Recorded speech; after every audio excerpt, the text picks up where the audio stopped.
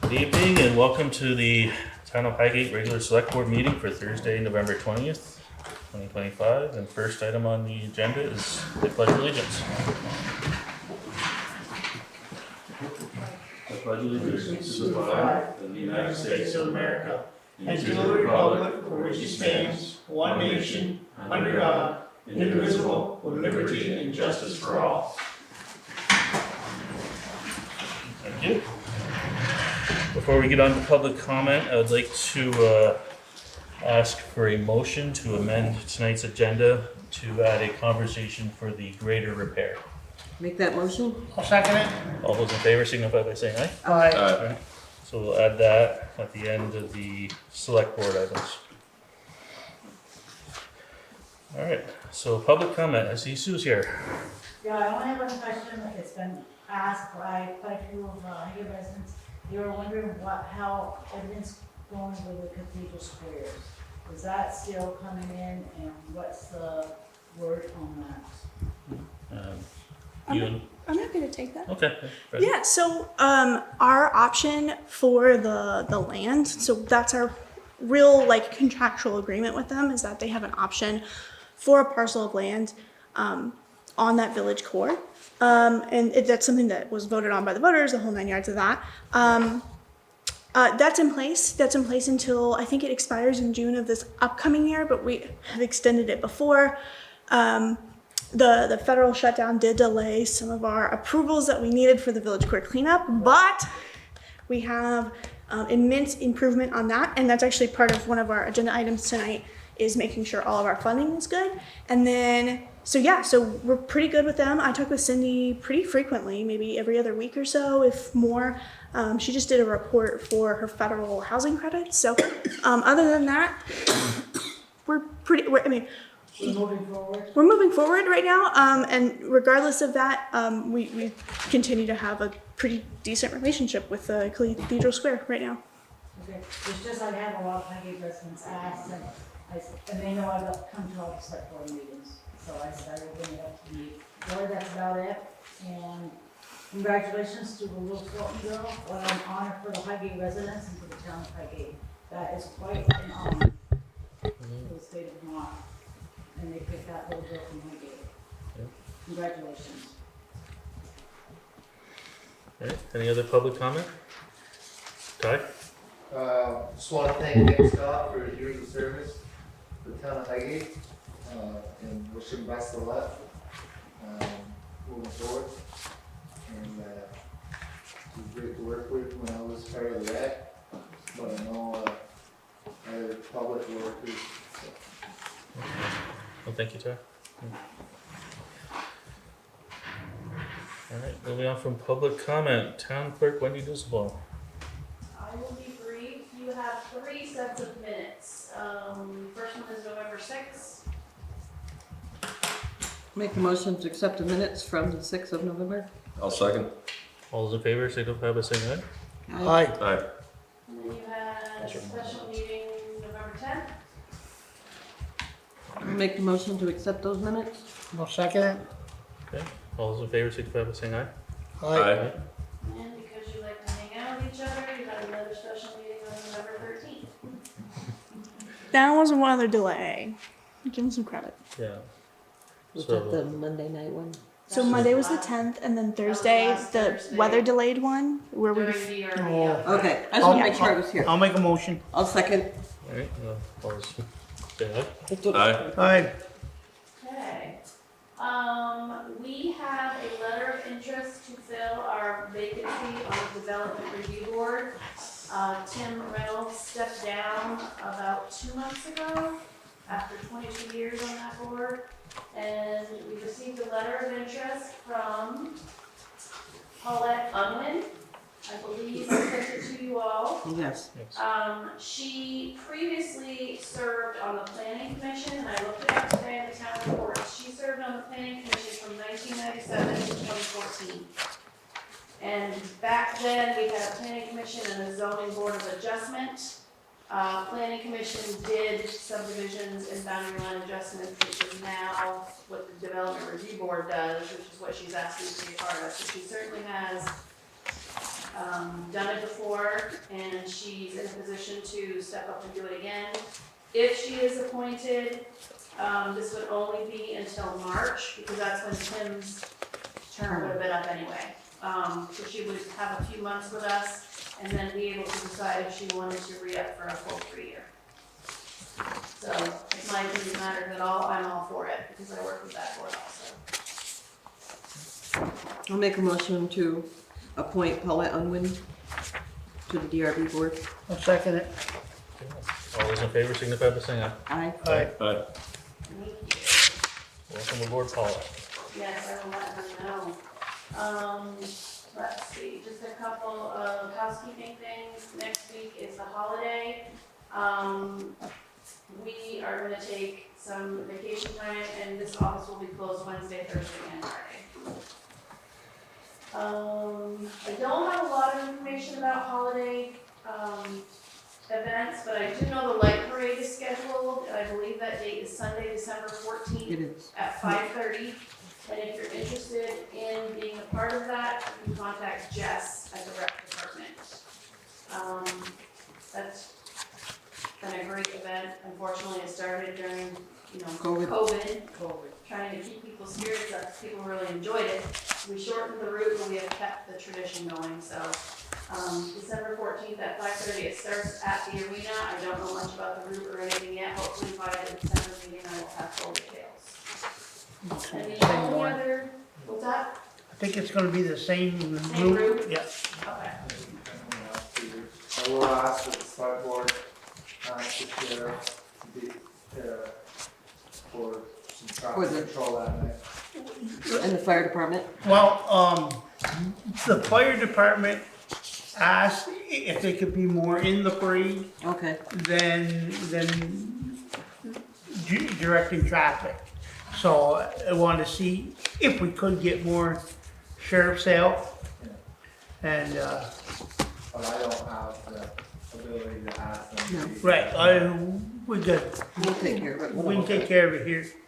I can We do it. typically Yeah. ask them to lead also, right? Yeah, they Right. they led last year as well. So we want them to do that and some traffic control? Yes. They draw their side by side Right. last year and they, That was, and they approved it. Okay. yeah. And the only other thing, I also sent you an email just to start thinking about it, because I need to move on it in December, is, as we're putting the town report together, who we'd like to dedicate the book to. So we can talk about that off camera, obviously, we'd like it to be a nice Right. surprise. But just start thinking about that, and we will work with family, friends, whoever, to have a nice project done on whoever reach. Thank you. That's it for me. Okay. Moving on, town treasurer Shelley Rich. Check warrant is in the signature folder in front of you, Ben. You all had a chance to review it? Yeah, I make a motion to accept the check warrant. I got a question. Okay. It's for Shelley. Muffin Mondays. Muffin Mondays. I've read it a million times, never really thought about it. What is the expense for Muffin Mondays? Yes, so the library hosts Muffin Mondays every Monday morning. If you ever wanted to join, I heard the crowd is quite lively. Ben and Jerry's has donated, I believe it was a $2,000 grant, and it was for the community to host events like that for seniors. So the cost is about $18 to $20 a week for Muffin Monday, so they will be hosting that for quite a while on thank you to Ben and Jerry's for that grant. So, yes, I heard they have some Canadians that come down for Muffin Mondays. I've been there quite a few times. Yeah, it's been really nice.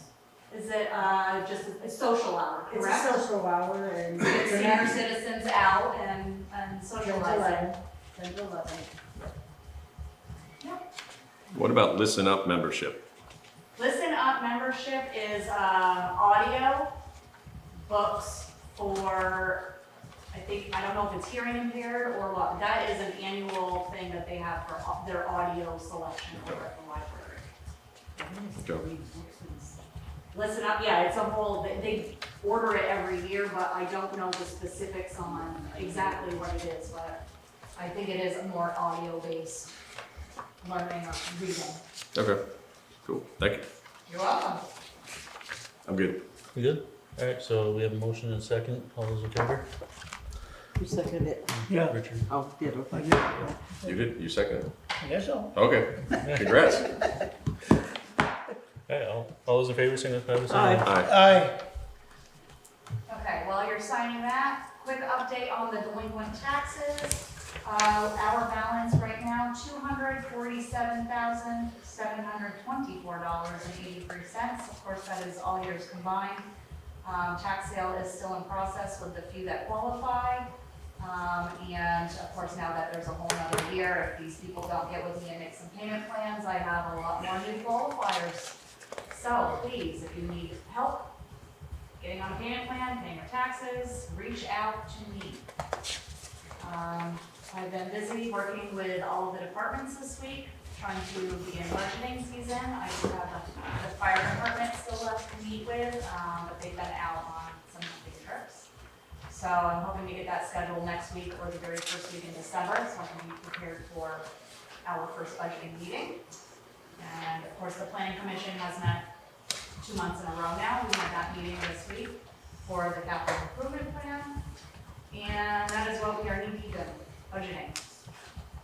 Other than that, if there's nothing else that you need from me,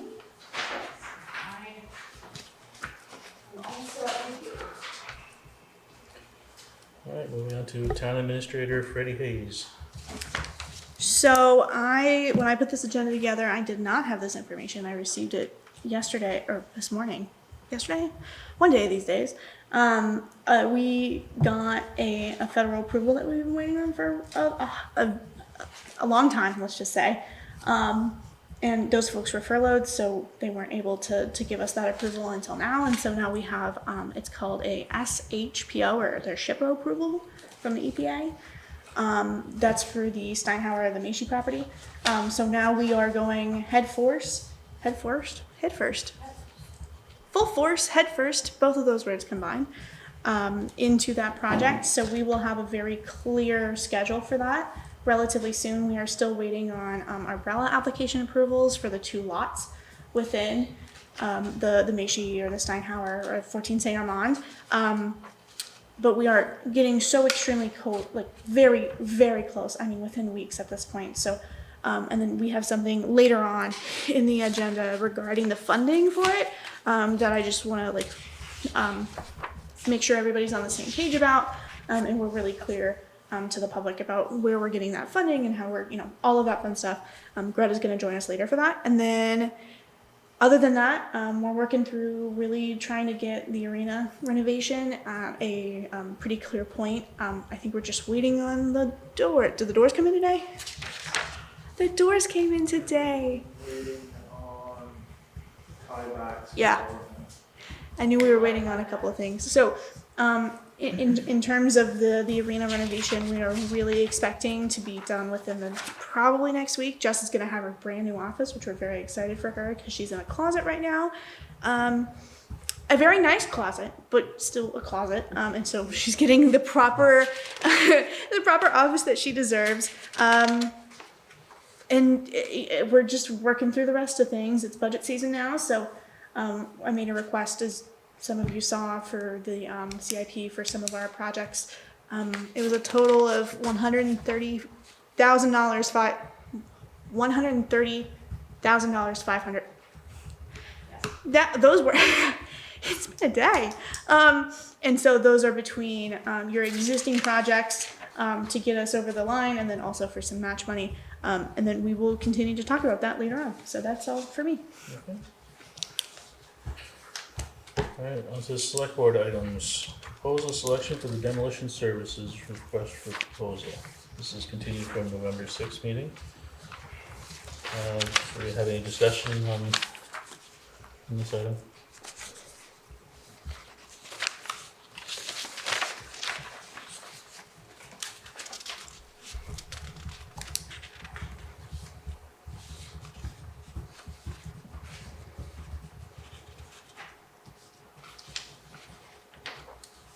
In your packet, you have the tabs, all of the cost tabulations and after the DRB letter.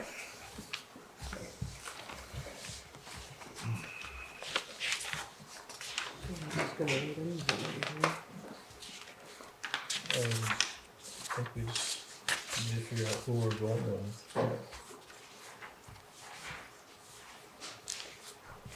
So just for the reiteration to the public, we had Apex Abatement and Demolition for both properties. Well, for first St. Armand for 116,244, for Mill Hill only 48,973, for both properties 162,276. We had Gilmet Handyman Service for 75,000, 28 Mill Hill for 40,000 for a total cost of 110,000. Summit Contracting for 92,800 for total, 47,500 for Mill Hill, 134,990 for both.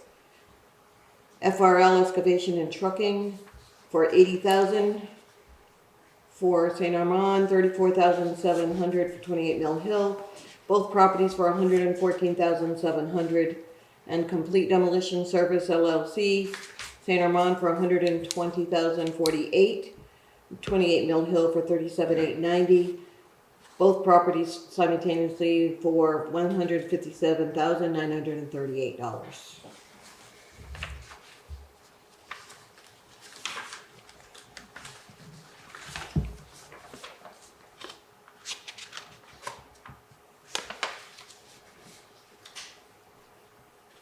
If you need to reference any of the bids, I have copies of them for you for questions or anything that you need.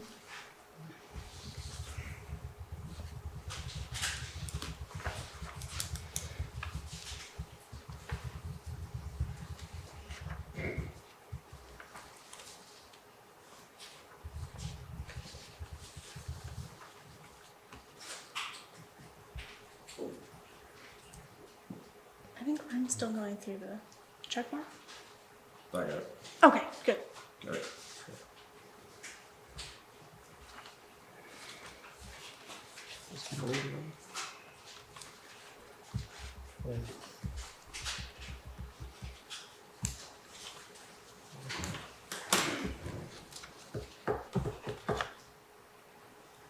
Richard, your thoughts? You want my thoughts? Yes?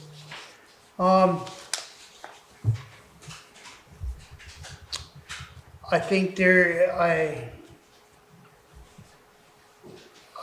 my thoughts are, I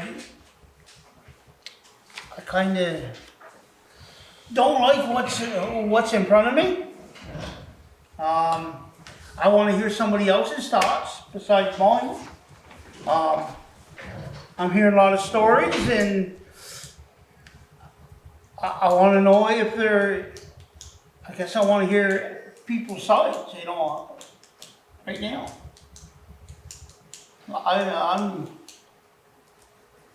hearing all this stuff that people didn't meet to the right qualifications, and if you miss a qualification, you're out. And I want to know, I come in and talk to the girls a little bit today, and they fill me in, and I just, why did people miss qualifications? I think the request for a proposal was very specific. What's that? It was very specific, so it was almost too easy for a technicality, if you will. Because there's grants attached, Yeah. we have to be very specific in making sure the RFP was followed. Is there anyone that met all of the criteria? There were 3 that met all the criteria. There's Apex Abatement, Summit Contracting, and Complete Demolition. And I think the majority of the board kind of wishes somebody else had met everything. But we're in between a rock and a hard place with it. I got the most recent purchasing policy for the town of Highgate. There's criteria for bid selection, because yes, this is weighing on me kind of heavy. We got 10 different criteria. I can read them out real quick. None of them include meeting all the RFP criteria. None of them include what was just brought up about meeting grant criteria. So is this null and void? Not complete? We can't use this either? That's my I question. think we're bound to that, if that's the But current. this doesn't address the situation we're in. So let me get you where, everything on there, nobody's meted the criteria, right? According to what I just The understood. criteria that have eliminated 2 of the bidders on here is not in our criteria bid selection. It's something else outside of it now. It's the grants It is the grants, yes. that are driving us. So that's your baseline, and then Yeah. whatever when the project is tied to grants or really at any capacity tied to outside funding, we are held to a much stricter standard in terms of choosing essentially.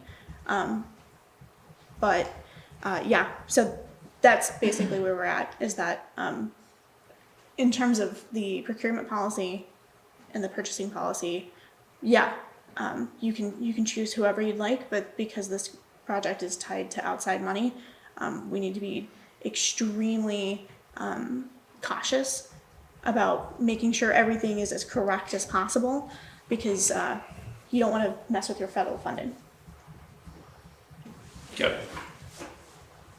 What's the consequences then if we go with a bidder that didn't meet one of what I consider really, I think we all agree, really silly criteria, the site visit, and a person has been there 5 other times that we had an RFP,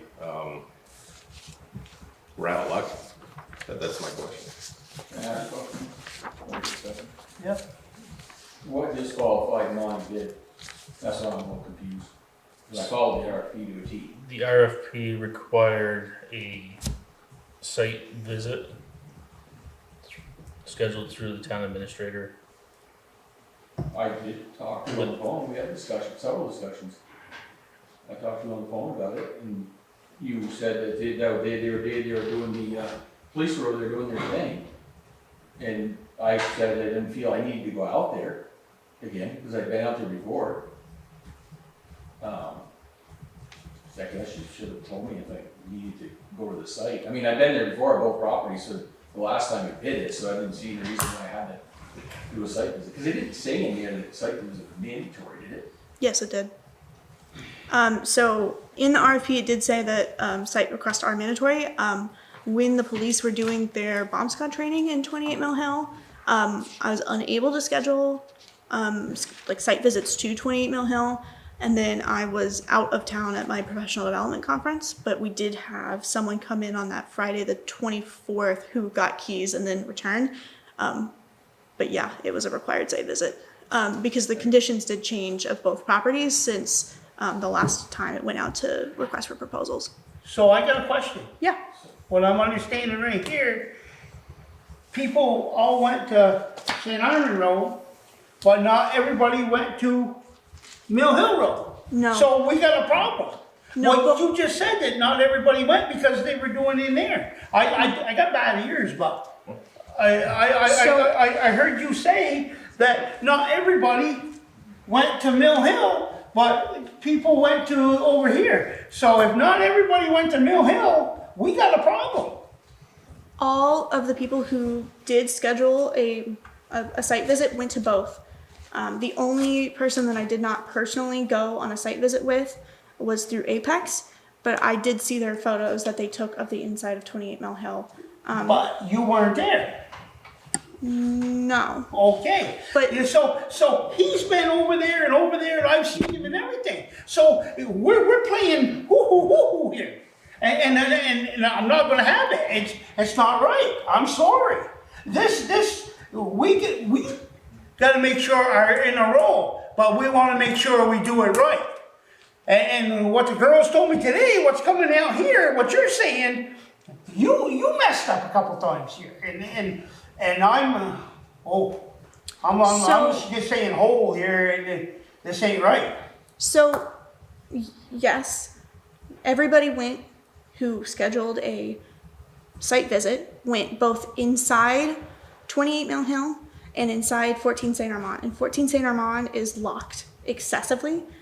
So you would have had to request keys to get inside to do some of the evaluation because of basically what the abatement's going to be, and then also the change of conditions in the actual property itself. So everybody who went for a site visit did go both inside 14 Saint Armand and inside 28 Mill Hill, but 14 Saint Armand is extremely locked. It has, 5 keys to get into all the different places.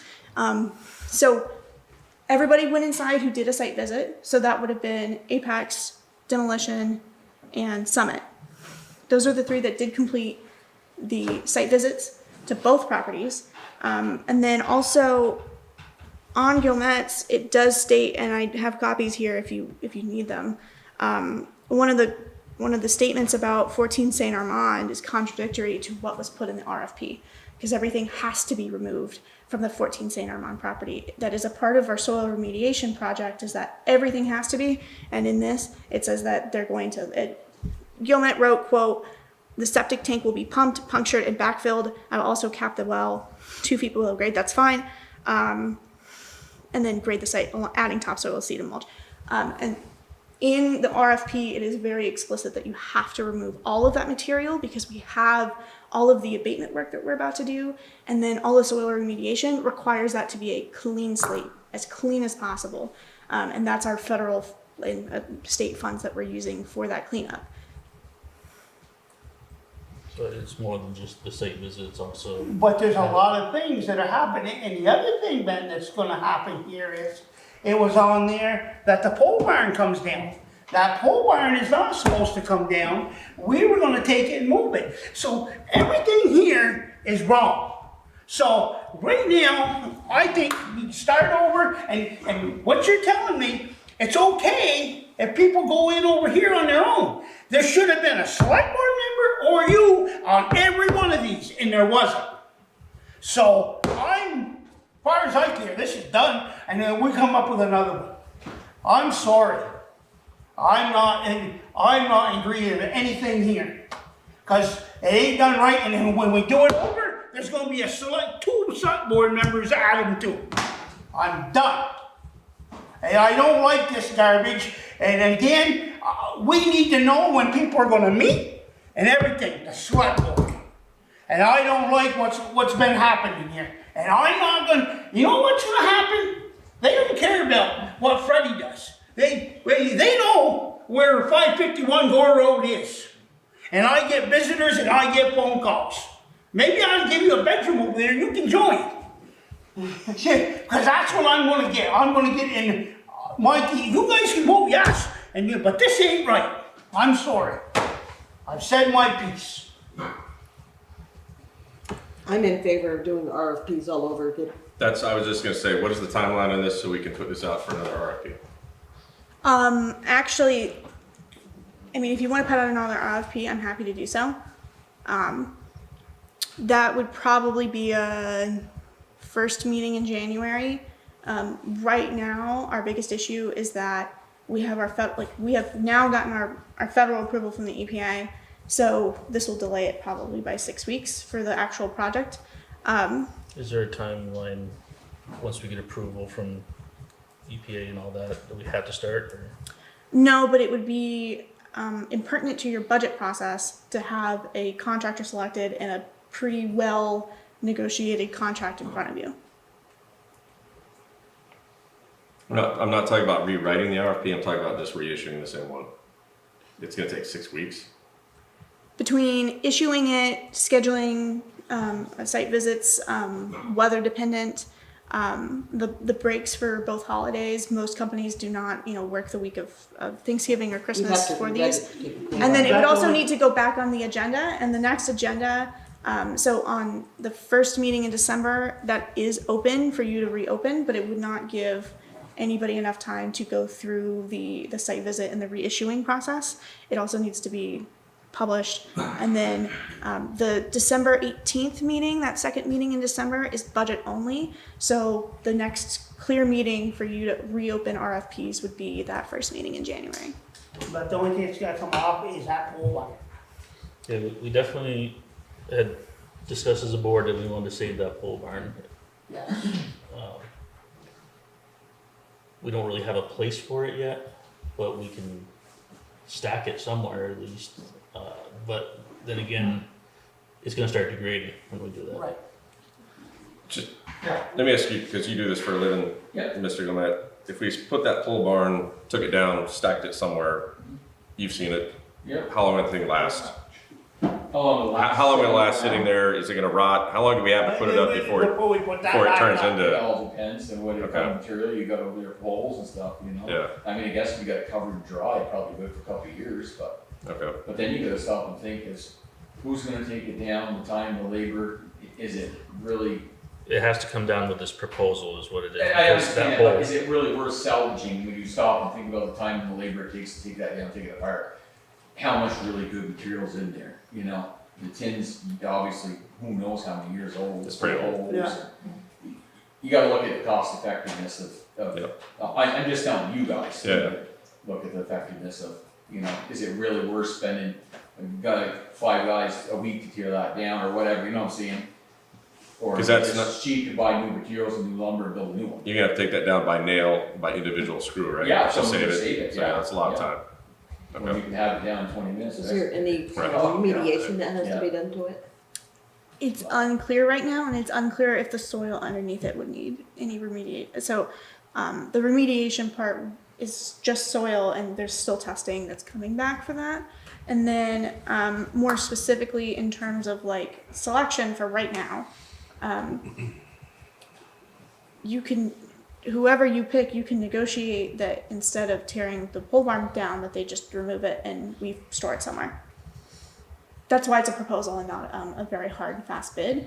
And then also because of our timeline, and if something happens again with any funding wise, you have the flexibility with that schedule to not have a contractor basically be rushed like right into it, or you're scrambling to find someone, or if things like this come up, you can do. The pole barn was included in the RFP as being demolished. But again, that is also to make sure you have a very clear, wide range of what that cost could be, because it may not be that exact cost when it comes down to it and when you schedule it. It could be more, it could be less, but that's also why it was a proposal and not a bid request. I hate kicking the can down the road, but on this one, I think there's a bunch of sloppy stuff that happened here. Can I make a suggestion for you? Not really Yeah. ridiculous, but when you guys put things out to bid like that, you should have one meeting, one date, one time, everybody shows up, done, instead of you got this one here and that one there. I never been to many bid meetings. Is that what happened? That generally when you put something out to bid, you Yeah. have it on X day at X time, and everybody shows up, and if you don't show up, you don't bid. That's what Yeah. all the bid meetings I've been to, is all done that way. Then you don't have, this one was told that, and this one was told that, everybody's there, has the same discussion, they're on the same page. What's that? That's much better for scheduling. That's just the way it's always done. Is that what I've never happened done with- it with this way. bid? It was No, all different everybody went times. different directions. It was- Everybody went different It was directions. requested that they make an appointment through me, but that was also because of my schedule at the time was not, Right. I was not able to accommodate having one big meeting, especially when I was just physically out of town and could not have done that. But yes, all of the ones that were scheduled were done. So I recommend if we do it, if we go back and put a new RFP out, there is some board members at these site visits. And I like the suggestion of one visit, then there's not Yeah, a lot One- of. one visit. Well, So this way everybody gets the On same bidder's information. person, everybody knows who they're bidding against. Exactly. Right. You know, I mean, unfortunately, now you have everybody's bid out in public, so everybody knows what every bid is, it's gonna be a real crapshoot to rebid it, you know? True. Ty has something. Ty? Ty has a lot. The only thing worth saving over there is the garage door that the fire department bought. The rest of it, if you stock it, you might just well have a training event for the fire department to burn. There's no saving that. It's part of it is telephone poles. I saw that, yeah. Why are we even thinking about it? At one time, it was we had a full highway crew and they were going to take it down. This is one of the original talks. Yeah, I remember that, yep. if it's gotta go because of the soil, You know what, Ty? I agree with everything you're saying, but you know what my problem is? You know what my problem is? I got a lot to say too. I was put in charge of that, and they went over my head again, and just, oh, we're gonna tear it down. Nobody told me until I read it in here. That's where I'm a little bit mad. And that's why I'm fighting to save it, because nobody come and talk to me about it. They just push Richard Flynn aside, and Richard Flynn ain't gonna get pushed aside. He's not yelling at you, he's just. no, and I'm ready to respond to that. Go for it. I'm sure that that wasn't the first time that it was an ability for Richard Flint to see that. Yes, it was. I'm sure there was conversations and No, there emails wasn't. about I'm sorry, Ty, but there wasn't. I'm sorry, but there wasn't. I'm not lying. I'm not saying you're lying. I'm saying that there was an ability. There wasn't. You know what? There wasn't, Ty. And you can think what you want to think, but I'm going to think what I want to think. In Freddie's defense, I don't think she knew any history on the pole. Right. I think there was So- something lost in transition between Yeah. Carrie's transitioning out Yeah. and Freddie's moving in is what it So- was. So, Miscommunication. Yeah. No one's fault on the Yeah. pole barn. Right. I agree. I agree with that. But when Ty starts giving me heck, I'm going to give it right back. He's making a statement. And I'm making a statement. And I just, I don't care if you keep it or not, but all I'm telling you is, Yeah. if you think it's gonna go back up. Well, it probably ain't. And I probably would have agreed with it, Ty. If somebody would have come and approached me. But they didn't want to come approach me, so I can get ugly too. I don't think it was they didn't want to, I think it just got miscommunicated. Yeah, it always does. In the changes of people. So Richard, Yeah, moving forward, okay. pole barn, Yeah. what is your intent at this point? My intent is, if it's gotta come down, okay, it's gotta be done. But I don't think that going with these bids, with that pole barn in it, okay, These bids are gone. these bids are done. It sounds, Well, we're it gonna sounds like, start it sounds like over. we're gonna start over. Okay, You know, we have three Okay. members over here out of four of us Yeah. saying, let's put this back out. okay, yeah, So, okay. Now, moving forward. yeah, as long as you're asking me, Ben, okay, demolish the pole barn. but But save the save door. that door. Okay, 2 doors. The other one's good too. The one you walk through. alright, so can we adjust the RFP just to save the door or the If you door? wanna be at a So- site visit, I would like you guys to set the date with Freddie right now. Yep. so in terms of the RFP again, it's a proposal and not a bid. So you can contract negotiate to keep whatever you want after the abatement is done. It can include the pole barn, it can include the garage door. So I'm happy, if we need to schedule right now, I'm happy to schedule right now, but, yeah. I think we should reach out to everybody and see what day works for everybody that's already put in No. the bid. No, I disagree. We're the boss. We set pick, the we pick a rules. date, Yeah. we pick a date, Yeah, we pick a date. So we will, they come to us. alright. Yeah. I mean, weekends are best for me. don't know I the can't Thursday. guarantee I that. can't far commit ahead. it to a weekend, but Sure. they pick a date, we'll see. The whole board didn't have to be there, so. Oh, at least, but we want at least two. Yeah. I mean, depending on the day, I'll do my best, but I don't know that. Unfortunately, my schedule's not that easy. So are you gonna put it back out to public bid, or are you gonna put it back out to the bidders the 4 bidders that bid? I think it needs to go out to the bidders and bid, and they don't put it back out. Right? Can we do that? No, I think we have to go back out totally for the grant, to follow the grant. Okay, so we can open it up to everybody. You're gonna have to. Yes, If you're doing it, it's gotta go back to the public. yes. Start from scratch. So when the feds come in and audit, they see that we followed their process for this project. That's why our purchasing policy is subpar to them. So we just need to state that in the RFP, that we need to meet our policy as well as the federal guideline policy. We put that out there So that, to dumb it down for somebody like me, it's like getting a building permit. You still gotta get your Act 250. know, using that analogy. It's like if you're using your own money to build a shed, you can pick whatever paint color you want. But if you're using federal money and they say that you have to use green paint, you're gonna use some green paint for that shed. So it just trumps, yeah.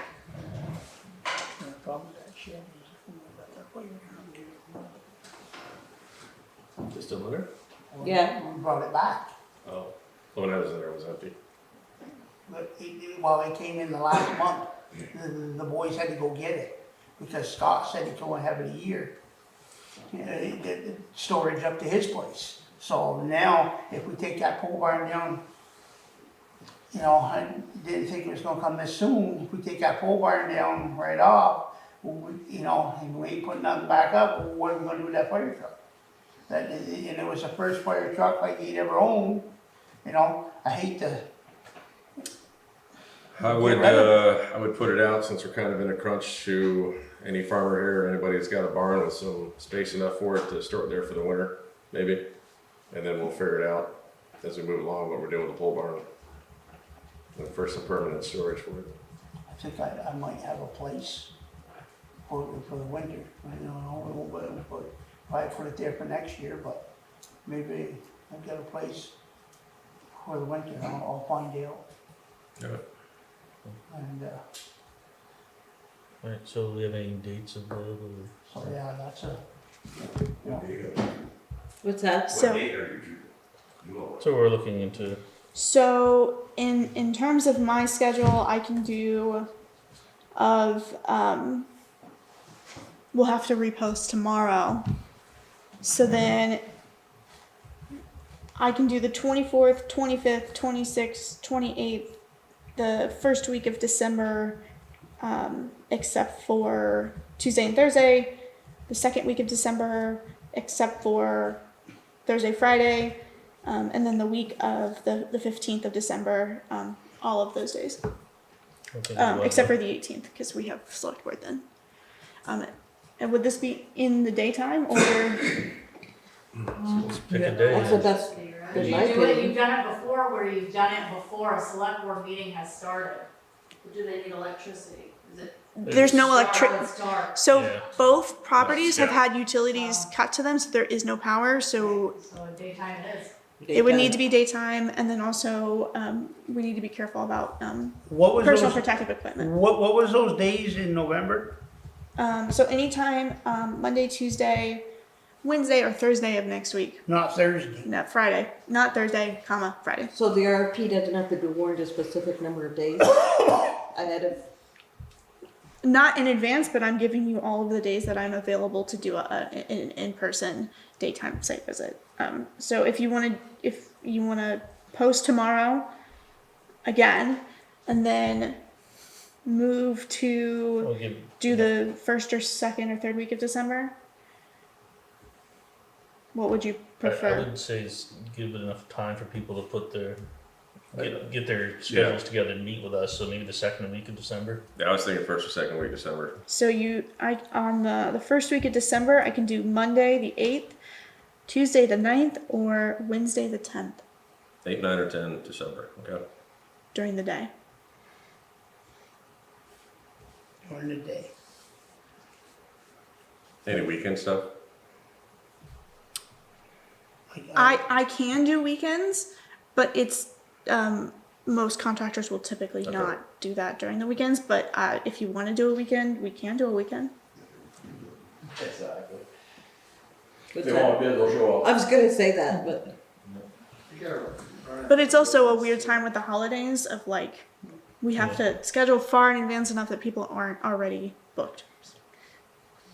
That can So if we do 8, 9, or 10, then we can have the bids for the meeting on the 18th, but that's budget only, right? That is a budget only meeting. Can yes. we have an opening of the bids at that point, open them, and then we're still gonna need time to review them. So we'll open them at that meeting. Then we'll say we'll review it at the next meeting in January. We'll pick at the next meeting in January. I'm looking to Shelley and Wendy because I have not been here for a budget season. Oh, So it's fun. It's like tax Mainly season, for a but reason, worse. but whatever. Yeah, you can, I mean, all we're gonna do is open them. We're not really gonna read them at that point, we're It'll gonna be a long open them. enough meeting, so it's Yeah. however much you wanna tack onto it. It's 10 minutes. Okay. And it speeds up this process, which we've been working on for years. So that'd be my suggestion. We can open, so I will rewrite the RFP to include the correct dates. So we'll post tomorrow, and then we'll have bids are due by 4 p.m. That Wednesday, the 17th. And then, so do you want to schedule 7, 8? Well, oh my goodness, 7, 8, 9, or is it 8, 9, 8, 9, 10. 8, 9, 10 for that, or the next week, that 15, 16, 17 of December. That doesn't give the bidders the site visit time to get their stuff if you're doing site visit the day before the bids are due. I go 8, 9th, or 10th, I mean, Yeah, 8, 9, or 10 for the site 8, 9, visit, or right? 10? Yeah. Okay. I can make myself available probably any of those days. no, I can do, I can make myself available. There's our 2. I'm not available till after dark. Okay, so And I can't do Yep. Mondays. you pick a day and we'll go. 8, 9, or 10. Yeah, no, when's the 8th on a Monday? Yep. So let's go yeah, Monday the 8th, yeah, Monday the 8th, 10 a.m. 10 a.m., yep. Monday the 8th at 10 a.m. Myself and Richard Flint will be there to walk the folks through.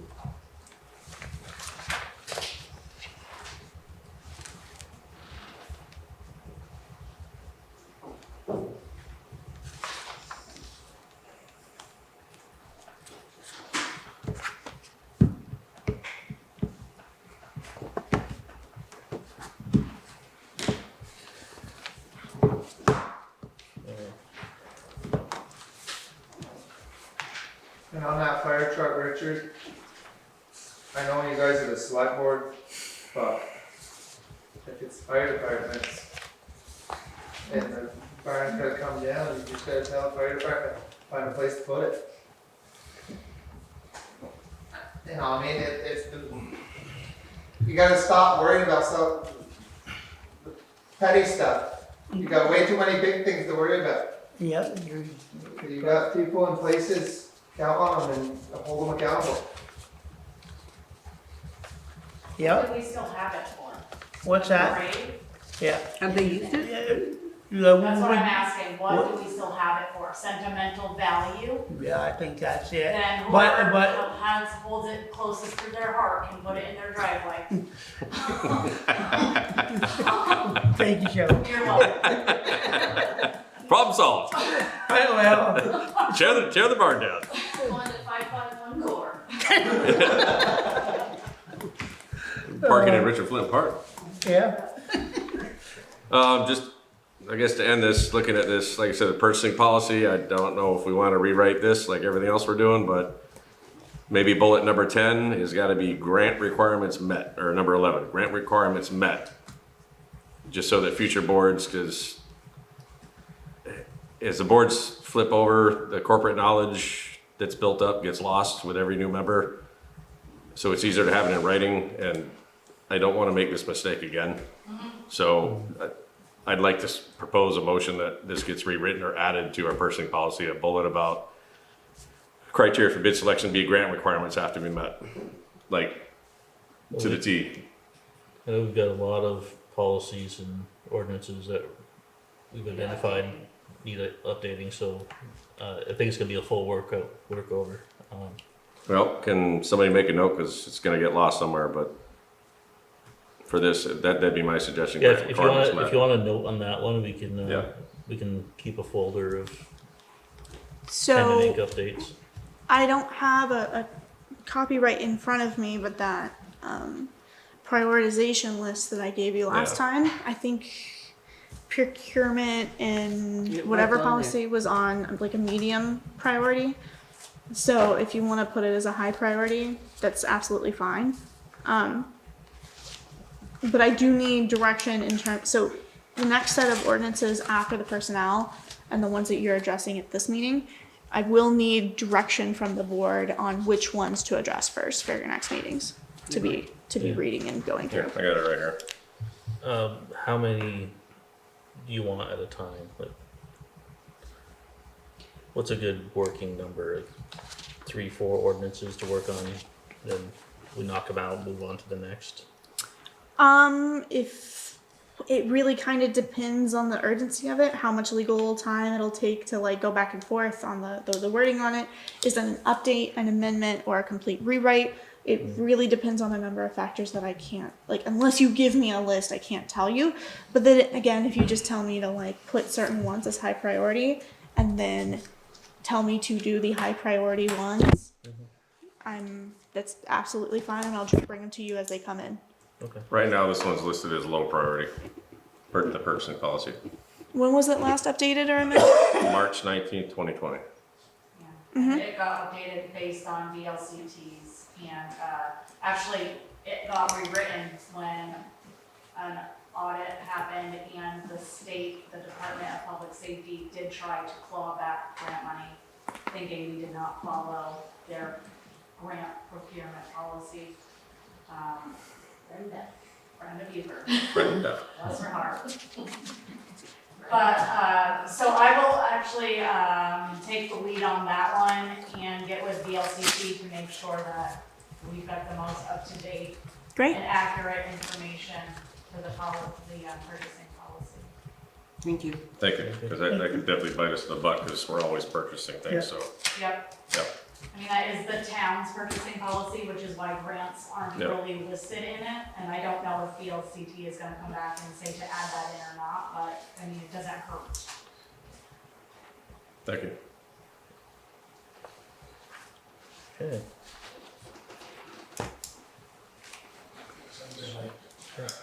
Whew. So, did we need to make a motion on? Yeah.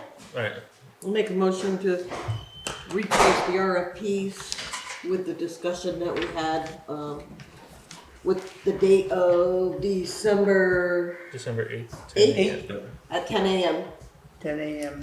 With bids due by December 17th. At 4 p.m. Wednesday, December 17th at 4 p.m. Okay, motion by Mary. I'll second it. All those in favor signify by saying aye. Aye. Aye. Alright. Personnel policy update review. So you got those copies last time. Mhm. And then I've also included copies of the cell phone and the injury and accident reporting policy and form in your packets. So your biggest thing there is that this is not a formal hearing. This is not a formal reading at this point. I need active feedback on it. Shelley has been really helpful in making sure everything is correct, but she does have some adjustments for draft 3. So we move into the next draft. And again, this is not about making major changes to the way that we do things. It's just an update to make sure that we are accurately reflecting in our policy what we practice, what we preach. And then for those additional policies, so the employee cell phone reimbursement policy, that's a new one. And then the accident and injury reporting policy and form, that's also a new one. So I do need active comments, feedback for all 3 of them. But the biggest one is the personnel policy. Right. So we can make sure we're accurately reflecting what we're doing. But yeah. Did you make a list of the highlights of the proposed changes? Like, how do they know what changed? So nothing should really actually change between and both policies. So the current personnel policy that Highgate has is not extremely functional, and I would not compare it as apple to apples. It was missing some very key legal language and some updated legal language regarding HR and personnel management. So it is not a one-to-one change of the existing policy, if that makes any sense, because we had to add so much explicit language around personnel and HR. and then also updating all of the percentages for the benefits. So the VEMR's contribution and match, as well as the You life. added in all the, Yeah. because you added the way you changed the way you fund the health insurance. And then we've added dental and life insurance and short-term disability as of recently. That was not in the Right. old personnel policy. I mean, there was just so much that was either missing or needed to be updated to be on legal standard that like, it is within itself a draft that I would not, again, I wouldn't make a one-to-one compare. It basically, not the ideal scenario for that, but then this is also supposed to get you think. So what I'm trying to do with this personnel policy update is make sure that we're legal and accurately reflecting our current practices. If you want to change practices and make benefit changes, we can have that conversation, but it would be a much longer process. And you know, talking about the costs, long-term, short-term, staff time costs, actual fiscal costs of all of those. But the actual policy itself is both to protect the town and protect employees while they're employed. So the package we got at the beginning of the month on 11/5, is this the same package we're talking about now? The same? Or is there updates to this?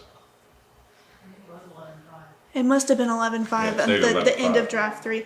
All of you have, it's a Google Doc link in your email as well for any other active updates, but we're referring to draft 3, which is the one that you should have in front of you right now, which is like a 50, 60 page document at this point.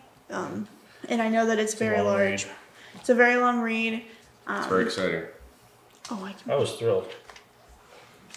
I weighing in on Wendy, in my line of work, when there's changes to a big document, there's something that highlights that. Usually there's like a black line going down to, or something that shows the new, what was added to the old document. Oh, this was It was completely handwritten. This was written from So this scratch. is all new. All new. It's I know there was some yellow highlights in the Google Doc, so were those changes, were those questions? Those were questions. So anything Okay. that's highlighted, So do they have color copies that they can see the highlight? That's, I guess. There's a, they did get color copies, but that might have been an earlier copy of that. The highlight should actually show up, maybe not as a color, no, but as like maybe in gray. yeah, it should be clearly highlighted as questions. Now, not all of them are particularly questions of like substance of like changing a benefit, but just like when do you want this to go to in effect? Like January 1st, February 1st. You know, it would also, that would change depending on like when our hearings and our readings of it are.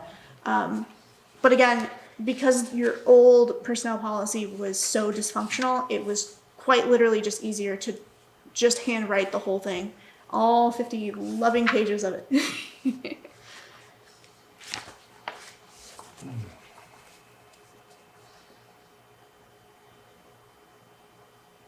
So if they see a highlight, would they be cross-referencing it with a current policy to know what the questions Nope. are, the changes are? Nope. How So do they know what your questions are? because I'm going to ask them. So the questions on some of them, and again, that has changed in the past 3 basically weeks since I've given that draft to you, since that last time it was changed. But again, some of them are substantive, like the public works crew. Their summer hours, the one that was written in the current personnel policy wasn't nearly as accurate as what our practice is in terms of their summer work hours and what month they go to. But then that's also kind of a more substantial question in and of itself of, do you want to expand the summer work hours or make that more flexible? Again, that's like a down the road, like making a change, an amendment, an update to a baseline personnel policy that just accurately reflects what we're doing right now. But it needs to go back to the way it used to be. This is how long you're there, done. No, not more extending it and all this stuff. Snow, wait for the first snow. I think it needs to go back the way it used to be. It's plain and simple. you got your work hours, certain date, start your winter hours. I think You're talking public works now. yeah, Okay. So those public works summer hours, that the one that's in the personnel policy right now, that copy that you have, that is what the current months are as of this year that you're working with for the summer work hours. I think it's either May 1st or April 1st into, I think, the 1st of November, which would be the summer work hours, which are the 410s instead of but 5/8s. it used to be changed. It used to be Memorial Day to Labor Day, Yeah. and it's kind of gone Yeah. like this. Yeah, You yeah. know, I think it needs to go back to that, where we're having change of personnel. I think it's gotta go Memorial Day to Labor Day, then you're on your regular hours, and it's done. You know, when school goes back in session, they go back on regular hours, As road foreman, I think you should have the most input on that. so. Yeah. So you wanna go Memorial Day to Labor Day? Yeah. There's I'd one like vote for you. that. Yeah. Yeah, I And got it. there's no, Right there. Dates here, it's, yeah. Yeah, I mean, the dates fluctuate, but it's a Monday to a Monday, and it's the Right. beginning Yep. of summer to the end of summer. and it Right. kept, they would do it and then tell us after. Yeah, At least that's what I remember. yes. So now we're gonna have it black and white, Memorial Day to Labor Day. Yeah. Yeah. And in that, I don't know what the actual copy says right now. I can't Because imagine November page 3rd. 13 by itself. But I like that though. I will make Yeah. the edit in your next draft to have it from Memorial Day to Labor Day. Right now, I've got it written as May 1st to October 1st. Then I did get Probably some. what was in the old policy. It was probably what was in the old policy, and I did talk with Scott. Nick. I talked with Nick, and then that was probably what was in the old policy because some of it is cross-reference They for the tended old to change policy, it but when they had to. yeah. That's why I like it better that way. Yeah, I think so, even plus, I know one year Shelley got after me because I did something wrong. Yeah, Well, I think you told them they could, but it never. Right, she never had right. it Exactly, before. Yeah. yeah, This way it's in black and white and it's Yeah. what it is. yeah, I think that's good. There's no go around that way. Any other ideas with current draft or? Well, that was question one. So what's the next question? The rest of them, so that would be the start date. That's probably highlight in that draft. But again, that would be determined by when your public hearing schedule is set, and that's a set amount of days. We have to notice and warn all of those fun things, and then some of the other ones were about offering employee-funded vision insurance. Me and Shelley had a conversation about like what is typical in a personnel policy, and I did get some feedback from various towns across Vermont, including places in the Northeast Kingdom, Chittenden County, Orange County, Memorial County, down into Addison, just what people were updating theirs to with all of the new HR and personnel kind of restrictions that we have, especially as municipalities. So if there are no like glaringly, this is not what we're practicing, like this does not accurately reflect what we're practicing, I will make another set of final changes. I'll give you another draft in the next week or two, and then we can readdress this and then look at scheduling your first hearing for that policy in particular. That's just the personnel policy. Maybe giving them a cover page with the next draft of page this, question, or change, and then they can go through that cover page of. I think that, and some of the questions are not things so some of the questions that I did have highlighted were things that we addressed about the percentages and like what's covered, what's not covered, all of the sick time stuff, all of that is pretty accurately reflected. But again, most of those questions are of ones that we will do after, which would substantially change the benefits that employees receive right now. So right below the vision insurance, this isn't one of your questions, but I know this has come up with us. Employees in positions regularly scheduled to work 30 hours or more per week. Yes. Who have medical, is that the government standard, 30 hours, not 40? Yes. Okay, so there's no The change in VC that? changed No. yeah. Okay. on the paid time off accrued, it is highlighted on this doc I'm looking at here. Is that the Google Doc link? What page are you on? Yeah, I'm on page 26. And I only ask this because Nick just left and is losing, 300 hours of sick time. This section here talks about up to 200 hours being paid out upon leaving. Is the 15-year requirement now missing? Is I don't it? see it. It should. If it's not in there, I will add that in I'm for just that asking 15 because years. This affected Nick hardcore and we're getting Yeah. ready to change it. So, Yeah. just asking. Cool. I don't see the 15-year requirement that you needed to be here 15 years before you were eligible for up to 200 hours of sick time payout. I don't see the 15 years anymore. No, it's I not could Might there. have add. been in my email to you It could have been. as an edit, like, this is missing. Yeah. I know the overtime needed some work too. There was some, Yeah. And there was some of those questions where it was like, this is, 6 months in November I've been here, so I haven't had the like historical knowledge of like who's getting paid out when for why and all of that. So it's highlighted because you wanted to know if they wanted to change it. I think so. It's, and then making, Well, Nick, if they're getting ready to change it, you might want to hold out a little longer, sir. Yeah. Just saying. So he's losing 150 hours because he wasn't here He for was 15 here years. 9 or 10 years, 9 or 10 not years. 15, so he's not getting any. Oh. have that paid out. Oh. So our current policy says 15 years. It does. I'm knocking on the door, which is why I'm asking. But it's sick time, it's not vacation. Okay, It's sick Okay. time. So Okay. from Sick my time. position Yeah. and an HR You have to role, budget for it. it's not necessarily the budgeting, but sick time is meant to be used when you're sick.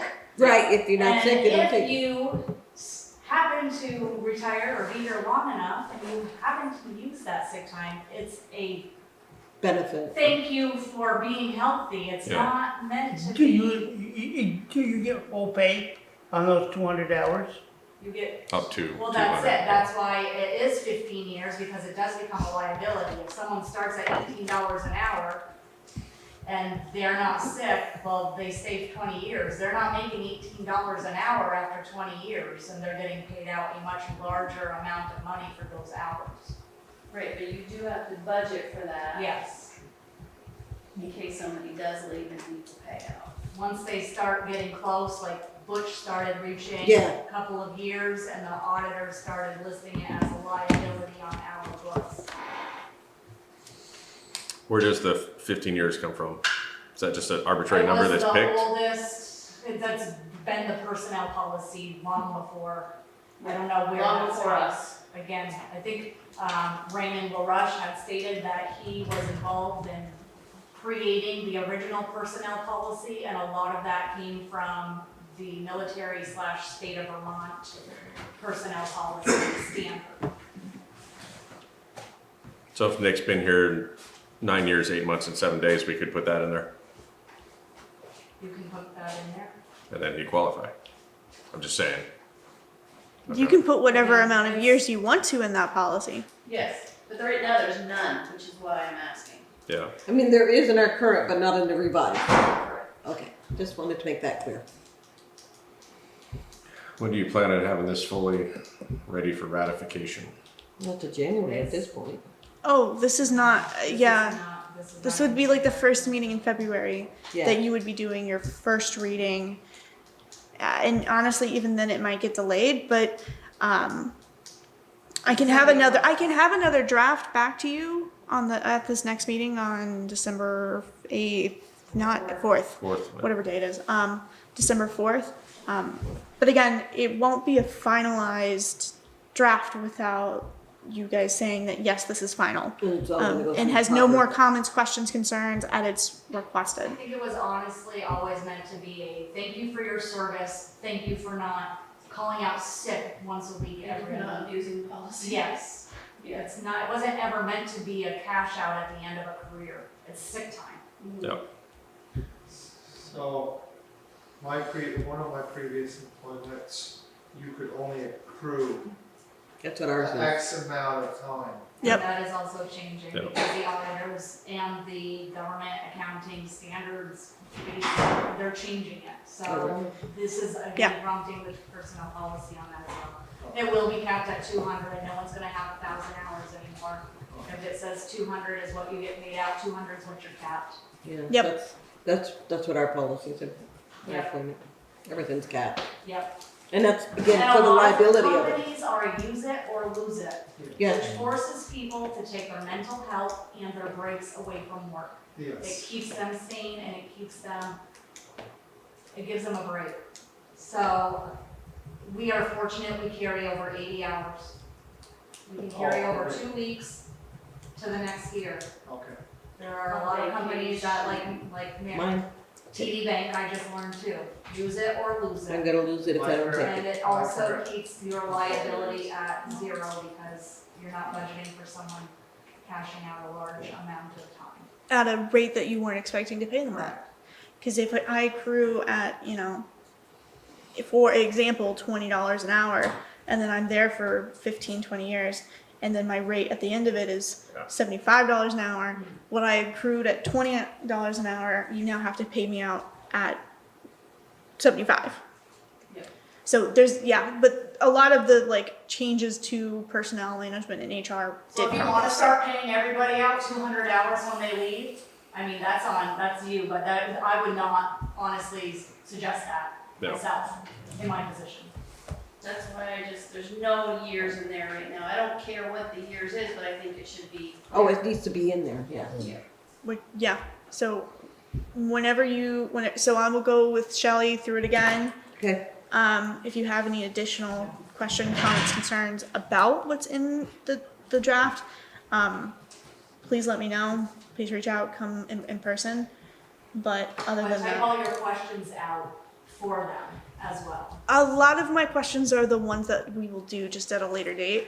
But in terms of my questions for you, the only ones I have are, does this look good? So we can move into the scheduling a final draft first hearing of that ordinance. So, I'm not an HR professional. I mean, it looks good on the surface. I've been through this once, front to back. But sitting here with other people that do have HR experience, that's where I'm learning and yeah.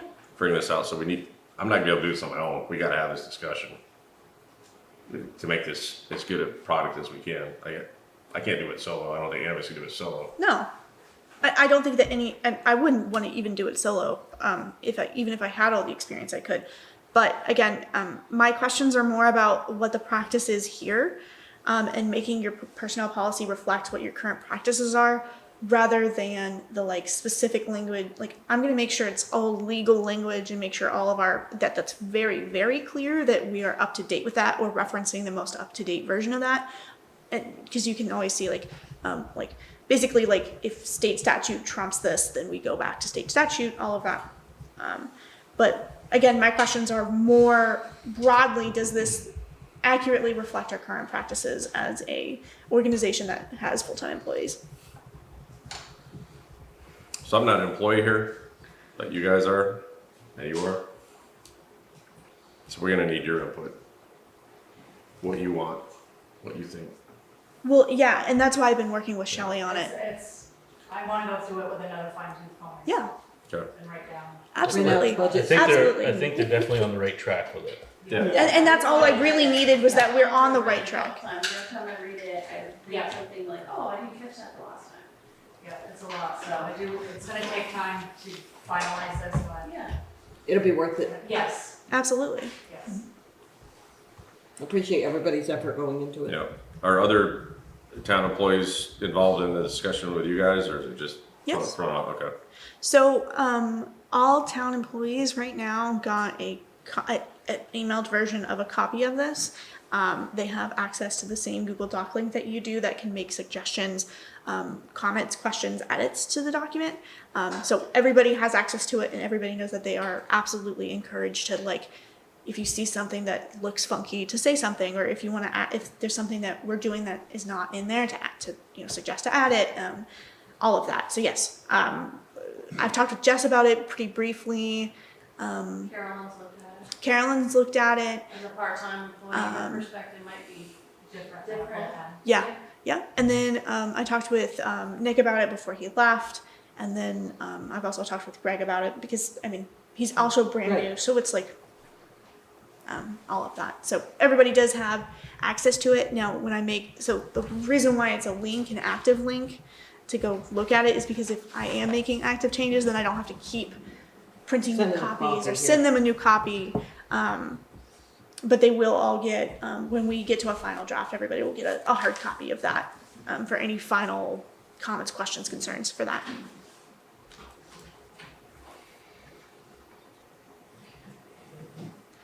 And then anything on the accident and injury or the cell phone reimbursement.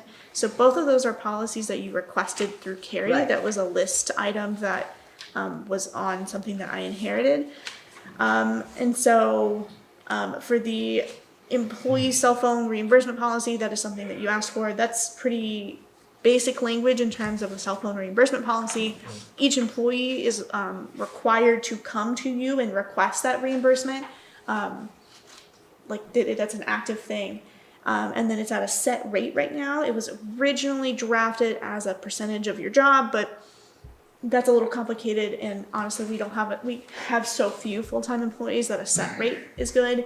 My biggest question on that is the amount, which is right now at 35. That's based on personnel policies and cell phone reimbursement rates from across Vermont, because we very often use our phones for work. So it's supposed to cover part of a plan because you are spending so much time at work and you're doing work on your phone. So. I think a typical line on a cell phone plan is $40, so that covers The majority of it, I would agree. And so many of us are on call or always using a phone for our job, and especially Jess, who is running around everywhere Right. and is not typically at her desk.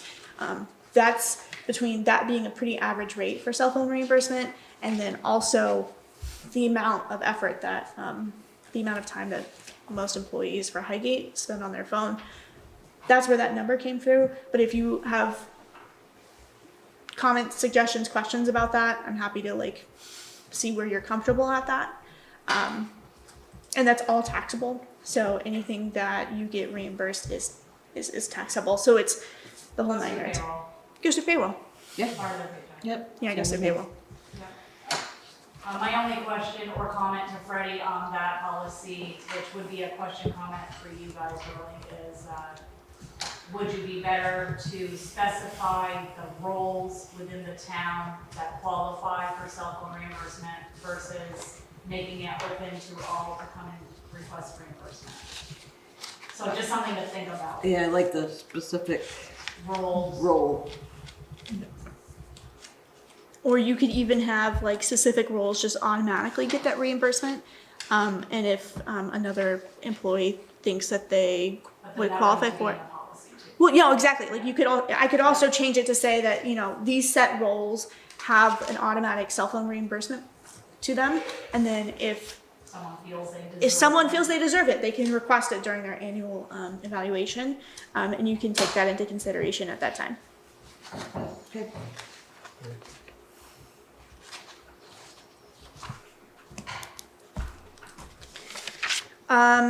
So do you want to do impact or do you want to do funding?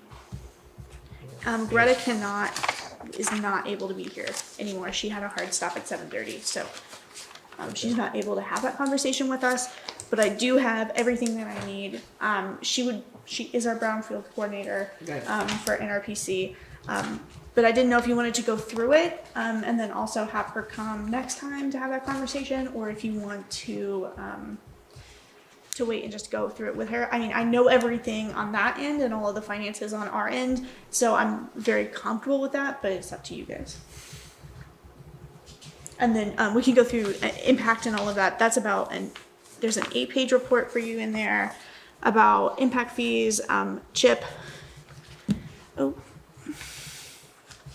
Impact fees, CHIP, and other pre-development agreements with municipalities, Here we go. Trying to make sure we're going through there. So this is the, unfortunately, they changed some of the language on this, and I was about, because it is 8 pages, I was going to send it to you earlier. Again, the language changed pretty last minute that I wasn't expecting, so I did have to go in and make edits, and so that's the version that you see in front of you. So there's 3 parts of that staff report: impact fees, CHIP, and then other pre-development agreements. Basically, it's a summary of each. Of what it is, how it works, how it'd be functioning in Highgate. And then basically, if we did implement it or we did have it within the town, what those impacts to staff time would be, fiscal impacts or other policy impacts if we would have to do something else for it. And then there's also the staff recommendation based on the information provided. And then again, there's a very clear disclaimer in this that it was prepared in November of 2025, and any information in the staff report is based on the information available at the time, and if things change, will change. But you guys did ask for information on impact fees, CHIP, and I'm going to keep saying CHIP, but just for the record, CHIP, oh my goodness, stands for the Community and Housing Infrastructure Program, which you've already been approached a few times about doing those projects. That will start in January of 2026. And then all of the recommendations. So you asked about impact fees pretty specifically last time, and the recommendation from the staff is at this time, you do not have any programs or policies or long-term projects that meet the qualifications to start the impact fee assessment process. But once you have, oh, you fall? Nothing to see here. Move on. Sorry. So once there is capital infrastructure that you will have long-term capacity expanding plans for, that's when you can have a impact policy, impact fee policy, and that allocation and stuff. It'll be right now I've heard it's about $100,000 to hire a consultant to start that process. But our biggest thing right now is that you don't have a legal basis to have impact fees because you don't have a program that qualifies under it, because it's about expanding infrastructure capacity to meet the needs. So if I buy a plot of land and you have to expend the water line down to me, the impact fee is the proportional amount of that cost. And that's a very simple way of putting it, but for impact fees, it's not recommended right now that you start that process. But the great thing is that CHIP and PDAs, so pre-development agreements, actually meet what you want without having to go through the whole impact fee process, because that's something that you have to get basically legal justification for what fees you're charging. So, yeah. And it's a very long report, and I'd hope it's all the information you could ever want or need. But like specifically with CHIP projects, you have 2 kind of proposed right now. And so some of that is like, how do you want to handle that in the next few months? Because you will be getting more requests. Right. And then the language for CHIP changed, which is part of the reason why this was a little bit last minute. And it does say that we do not need a public vote for, that's my interpretation of it. I'm going to make sure with our legal team that that's as correct as possible. But basically, if the town does not take on any of the debt from a CHIP project, the town does not need to send that project out to vote. It just needs to be properly noticed. There's a whole process around it. But CHIP projects, the eligibility for projects that can be benefited by CHIP is way more expansive than the impact fees. And then if you have a project that you're interested in, but the developer isn't interested in doing CHIP, or the project doesn't actually fit under CHIP eligible projects, you can then go, well, would you want to make a pre-development agreement, which is similar but doesn't come with the financing part of that. So there's a lot of different options, but this pretty hopefully clearly lays out what things are, how they work as of right now, and then the recommendations for like if you want to like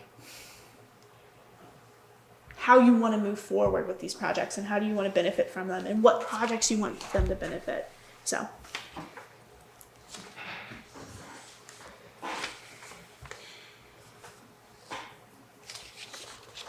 Do you have anything on that, or do you want to revisit this later? I think we need to read through it and revisit it. Okay.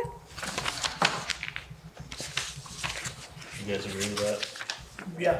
Yeah, I mean, I it's, get a chance to read It is 8 pages. yeah, and it's nothing that can happen immediately anyhow, so Oh no. that's to, I'll talk about it, and I think the planning commission should be involved. Yeah.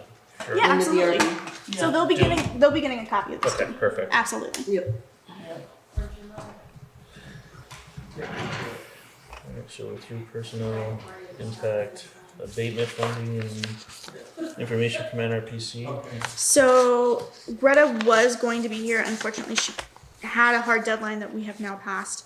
So what you have in front of you is both a pretty clear one-page explanation of the funding for the abatement and remediation, that whole big cleanup project within the village core. So the town has prepared for expecting a match for this process. It's been a long time in the making, and so basically our hookup, our hold off is that there's a word. The funding that NRPC gets sometimes has stipulations that has to be passed on to individual municipalities or whoever's using that money. So some of the stipulations is that some of the matches need to be coming in the form of a loan. They're 0%. You can defer them for up to 20 years. And in terms of us, our match is $34,000 for the abatement and then $16,000 for the soil remediation. That's about where we're expecting it to be. It might be a little bit more, but it's not anything that you don't already have financially planned for. And so the whole word loan came up, and that's typically when you take out a loan, you're required to have a public voting process on that. And then basically legally, you can take this loan without having a public voting for it if it's under 1 year. So basically the terms of the loan that we would be applying and agreeing to would be a 10-month 0% interest loan. And that 10 months makes it under that year mark that would require us to go to a public vote for the loan. Again, it's $50,000 total, which you already have in your CIP to pay for this. That's explicitly been done before. It is a match. It's a 12.5% match for the total project cost. And then basically the point of being brought up here is that to make sure everybody knows that regardless of this, the word loan being used in this match requirement, that the town already has the money for it. We were already expecting for a very long time to be required to have a match for this project. And so we are financially prepared to, the moment we get that debt in, so basically we get accepted for the loan, we can pay it immediately. And so I think that it's a really good show of good faith, both to the town, to talk about it, A, in public, but then B, also show that we can, that loan process, while it does say loan, it is a match in all reality, and it is required for these projects. So. I had a hard time wrapping my head around it as well because we have the money, so what do we need to loan? That's what Yes, that's what I'm wondering. But it's just the way NRPC has to administer their grants. Correct. And It's a Yes. guideline for this. yes, so as Yeah. soon as they loan us $50,000, we're going to pay it right back. It's our match. It is a match we expected, a match that we are prepared for, and we will pay immediately. Again, it's a 0% interest The loan. paperwork drill. It's, yes. Paperwork, and Yes. unfortunately, we're in a bureaucratic system. So, Public opinion, Ty, does that make sense to you? I'm sorry, I didn't pay attention. I know sometimes I just keep going, and I'm like, well, you gotta, But yeah. yes, it does make sense. No, So it's a just- small conversation. It's the wording and how that is done. It's all it is. But because it says loan, we don't want the town to think we're going out and getting a loan without approval. it's not really a loan, but it's worded as a loan. The money is there. The money's I would already read there. farther into it, but that's just I can- me not. I can give you the state citations for, Basically, let's say we have a grant of, we need 200,000 to do the project, and NRPC is granting us 150. They're actually giving us the full 200. Our 50% or our 50,000 match is included in that. They're calling it a loan, but it's our match. Okay. Yes. Yeah, we already have that And we funded. already have it. we were In really prepared for this. preparation for Yes. this project. And this is for the abatement and remediation, so the abatement of the property and then the soil remediation of the property. There might be some number adjustments with that because again, we're waiting on some things and then we're getting our final approvals for it. But that 50,000 is a match of that 12.5% of the total, not total budget, but of the grants. And then basically what will happen from there is that once we get everything scheduled for the abatement, we'll get that processed. And then again, the state of Vermont does allow legislative bodies, as of yourself, to borrow for less than 1 year without a public vote being required. So you need the motion is what you're saying? I basically need the select board to say, yes, we understand that, and while it does say loan, it is in fact a match, and that despite it being a loan with 0% interest, it'll be taken out for less than a year, and paid back immediately because it is a match that we are prepared for. I don't think I need like an explicit one more than just I need the select board support for us to do that loan application. I'll make the motion for the application to be completed for the $50,000 no interest loan that we will be able to pay back within the 10 months. I'll second. Okay, all those in favor signify by saying aye. Aye.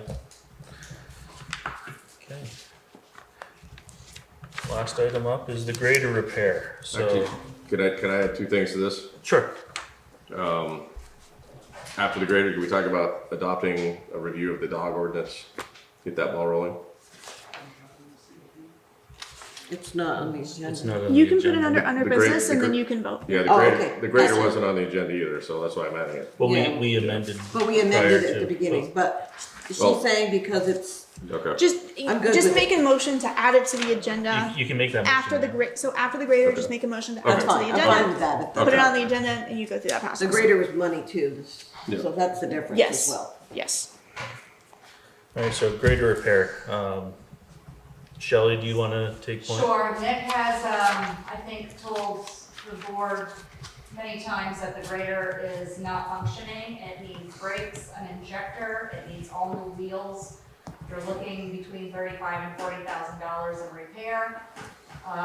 We are not able to use the CIP money for maintenance and repair, only for replacement and improvements that would increase your asset greatly. But they do have, I don't have the audit back from fiscal year 24-25, so I don't know the exact, I know that they were in good shape. But the year prior, they did end with a positive balance of $35,670. And I think they would be safe to use their fund cushion to repair the grader without having to pull anything out of the CIP. Leave it there and build it up for the replacement of that piece of machinery when the time comes. What was the amount of the repair, Shelley? It was between $35,000 and $40,000, and I know Munson was the only one that Nick could find that would be able to do the work. So it's expensive, but it's gonna have to fall under that specialty and emergency clause. There's no one else that is able to repair that grader locally.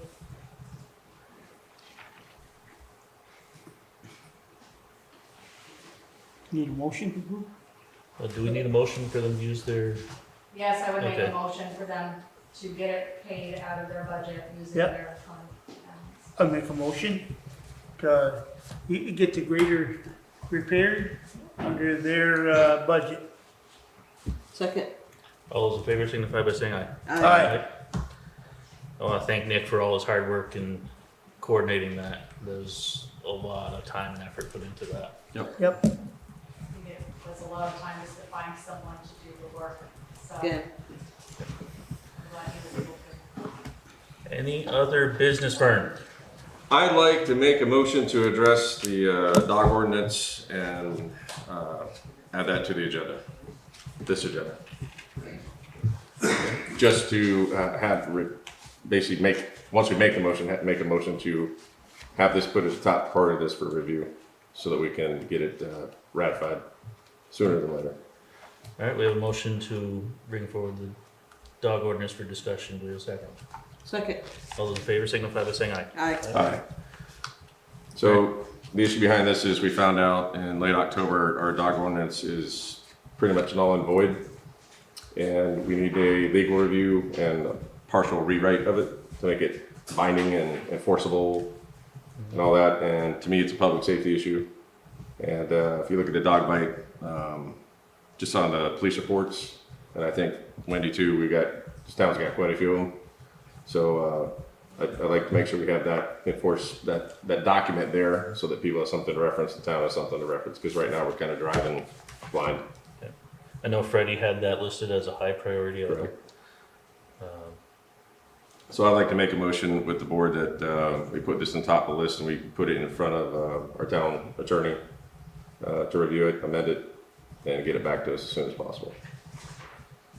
And public, I think you also said we got to do the public comment on this too, right? Yes, we would. Okay. So I'm happy to draft, send it to the lawyer, make sure that we've got everything covered, and then I can bring it to you at the next select board meeting. And so the deficiency we identified was the definition of a vicious dog Correct. did not carry over to the enforcement portion of the ordinance. So we want to close that hole. And is there any other additions you can think? That was the only thing that I heard was the deficiency was the definition of a vicious dog. Yeah. In one part of it, it said it's only if it attacks a person, and in another part it said it attacks a person or another animal. And it should be. So they need to match. Is the definition of a vicious dog included attacking another animal? Correct.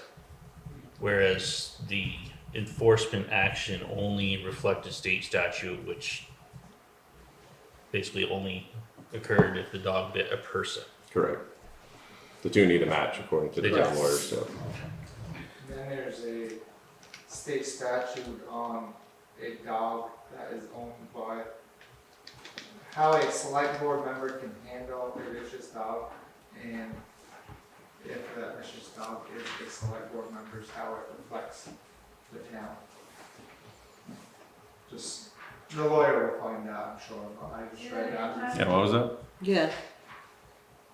There's a state statute, when you go through state statutes of what a responsibility of a select board member is.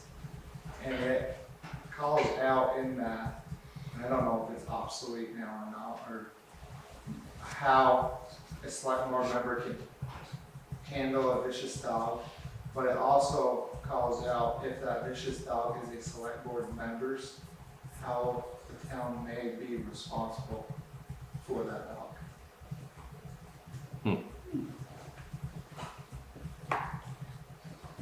Read into that. I don't know how that could carry over being a person. It confused me very much reading it. Is that recent or older? I just read it this Oh, last week. So it's recent?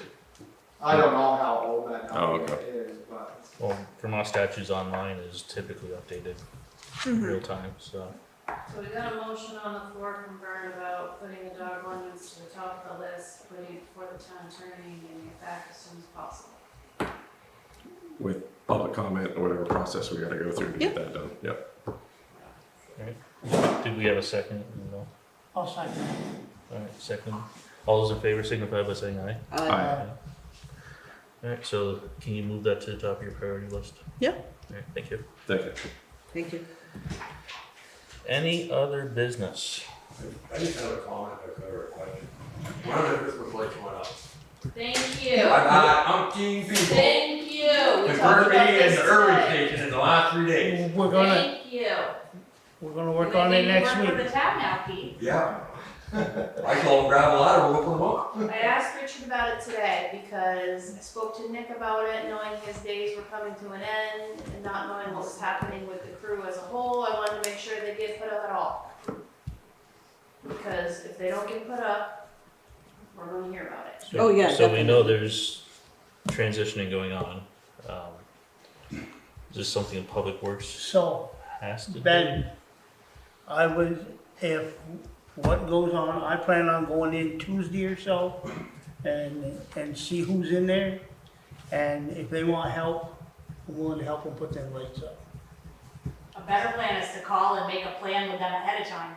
That's probably a good idea too. Yeah. Because there's the lights for this building and then there's the snowflakes on Right. all the poles. Yeah, on all the poles. They'll be ready for you on Tuesday to show up if you call and tell them they're coming. I always like them up before Thanksgiving. That I doesn't agree. always happen, but Yeah. thank you, Richard. It's always been a goal to have them up by Thanksgiving. I agree. Yeah. And you're saying Tuesday you're gonna do I it? can think of 5 Yeah, people right I wanna offhand try. that call me the Monday after Thanksgiving. When I'm taking the day off, so, Okay. I'll look at my schedule. We'll see if I yeah. can. See if we can get those up. Sing I know people have been Alright, asking. so we'll leave that with you to coordinate with Public Works? Yep, I'll leave them a note before we leave here tonight on the table stating that you will be in Tuesday to help them with the lights. Building and poles. Okay? Thank you. This time of year, we get a lot of extra traffic in town with games and stuff, and it just looks nice to look nice. Yeah. Put her best face forward. Thank you. Any other business? Amen. Oh, I don't know, I know you said we're transitioning in Public Works. If and when are we posting jobs? it should be out. Can I make a suggestion? Yeah. Get it posted around town, because we're getting a lot of phone calls. We are. Well, I that's- got one last night, he just, wow, I said, working on it. So if you can put something It's up, posted vaguely, when can we put it on like social media? That's when people are gonna see it. I think that we need to have a personnel conversation tonight about the description Okay, and so- everything. So You let me know tomorrow. I'll what's let you know going on? tomorrow. Okay. The sooner the better. Yeah. As far as posting it. It is on the website actively. It's also on VLCT classifieds. I knew it was Um, on VLCT, yeah. but the average person Where wouldn't it's look at not VLCT. is on social media and around town. That's where it's not. So just let me know if that's a go, Let's get a review done. Okay. No, we'll talk about it. because word's on the street. I'm not sure what you're talking about, Alright, so but let's get a review. as always, I'll end with my quote of the night. okay, This is from Mahatma Gandhi. You must be the change you wish to see in the world. Alright, can I get a motion to exit the regular select board meeting? I'll make that motion. Second, All in favor, signify by saying aye. Aye. Alright. Can I get a motion to enter executive?